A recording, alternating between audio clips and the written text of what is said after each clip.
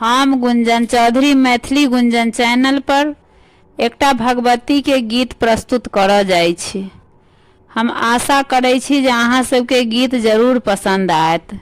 गीत नीक लागत तऽ अंत तक जरूर सुनब। हमार जग जननी आसों ने पूरल हमार जग जननी आसों ने पूरल हमार। सोना के थारी गंगा जल पानी, सोना के थारी गंगा जल पानी।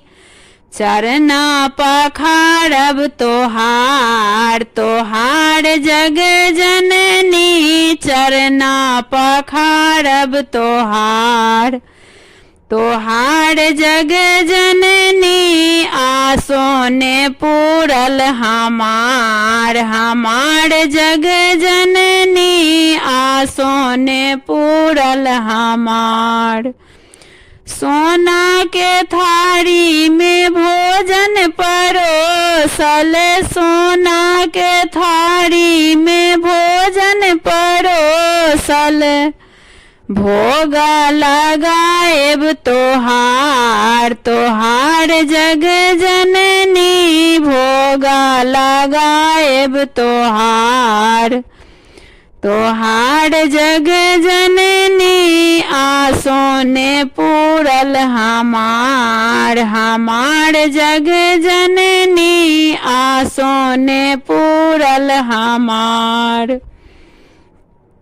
सोना के झाड़ी में जल भरल अछि, सोना के झाड़ी में जल भरल अछि।